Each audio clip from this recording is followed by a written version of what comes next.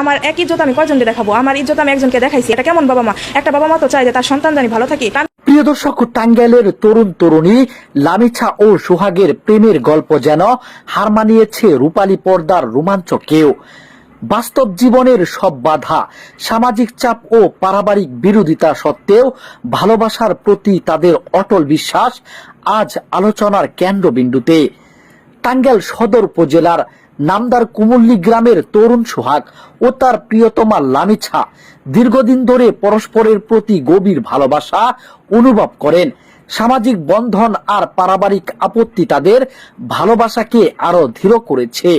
একে অপরকে জীবনের শেষ অবলম্বন হিসেবে মানেন তারা। লামিছা বলেন, আমার এক ইজ্জত আমি কয়জনকে দেখাবো? আমার স্বামী সোহাগের মুক্তি চাই, আমি ওর সাথেই সুখী হতে পারবো। 3 মাস ধরে প্রেমিক সোহাগ জেল হাজতে বন্দী রয়েছেন। আইনি জটিলতার জাল ছিন্ন করে প্রিয় মানুষটিকে মুক্ত করার সংগ্রামী আজ একাই লড়ছেন লামিছা।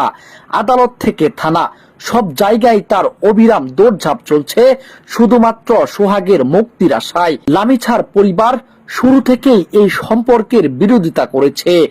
সমাজের তীব্র সমালোচনা, কটূক্তি, এমনকি পরিবারের কঠোর আচরণও লামিচার ভালোবাসার আগুন নেভাতে পারেনি। 4 বার বাড়ি থেকে পালিয়ে নিজের ভালোবাসার মানুষটির কাছে ছুটে গেছেন তিনি। সামাজিক চাপ ও পারিবারিক বাধার মুখে লামিচা বর্তমানে আত্মগোপনে রয়েছেন। তবে তিনি তার সিদ্ধান্তে অনড়। সোহাগ ছাড়া তার জীবনে অন্য কারো জায়গা নেই।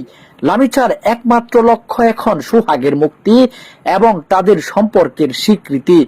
লামিছা ও সোহাগের এই বাস্তব কাহিনী শুধু টাঙ্গাইলে নয়, সারা দেশ জুড়ে আলোচিত হয়ে উঠেছে। সমাজের বাঁধন, কুসংস্কার আর মান অভিমানের গণ্ডি পেরিয়ে তাদের প্রেম আজ সাহস ও আত্মত্যাগের এক অনন্য দৃষ্টান্ত। টাঙ্গাইলের সদর থেকে decay Rubel, Tangail news 24.com। কিভাবে অন্য জায়গায় যেই করবো? এটা কেন আমার বাবা মা বুঝে না?